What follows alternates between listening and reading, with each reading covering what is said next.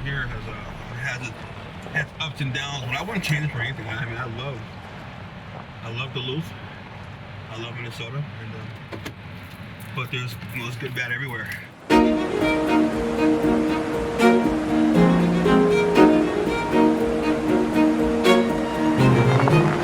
Do you feel hopeful that we can change it, that we can clean the river up at least?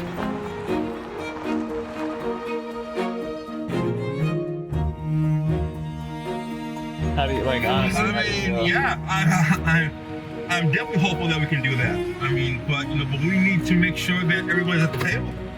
Yeah.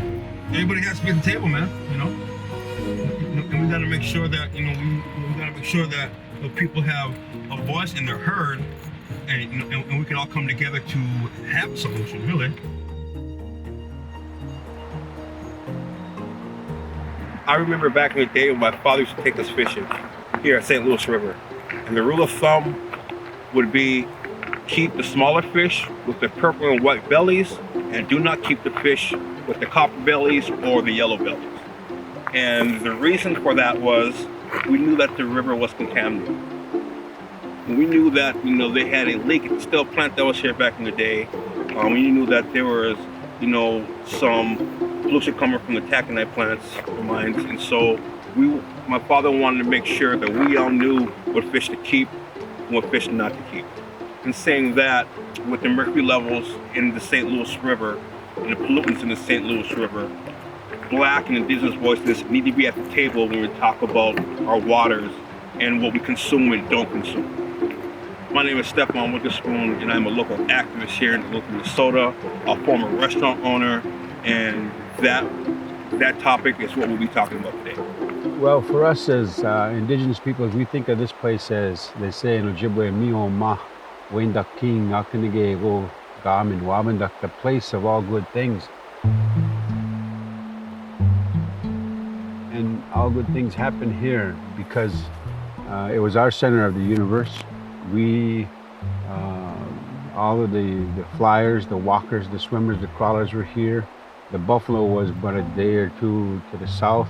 All the trees that we need, the medicines that we need, this was our center. This was our paradise of sorts.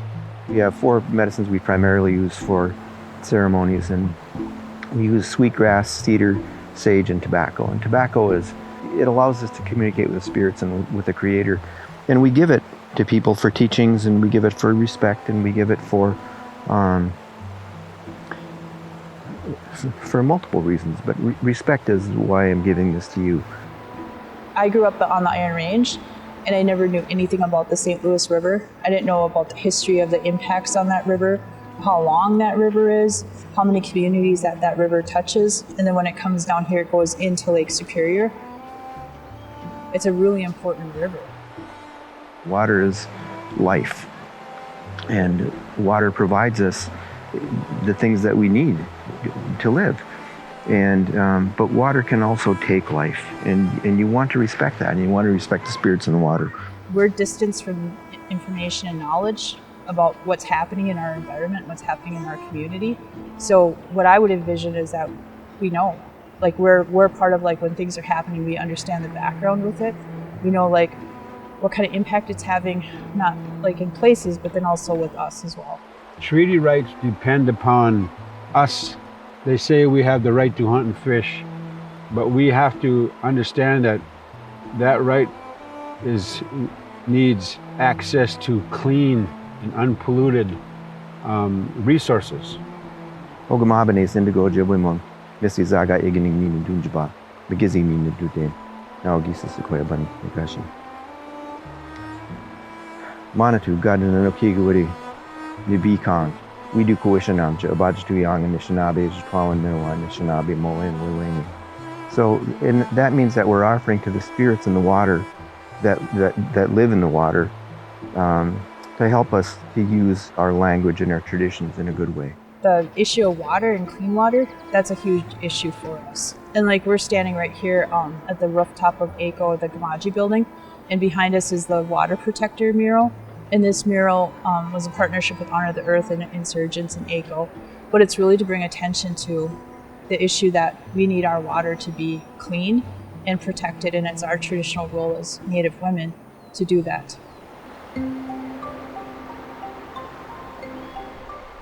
Mercury gets methylated, so it's methylmercury is the problem. And it gets methylated by bacteria. And I don't know if anybody knows exactly why it's so high in the St. Louis estuary.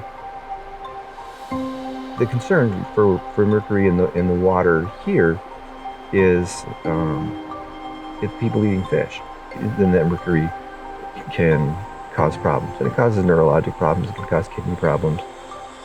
There's this saying among minority communities that if you're not at the table, you're on the menu. And so it is important. And it's important for people that make decisions to hear those voices, to know what concerns people have from their own perspectives. You can just put that tobacco in the water.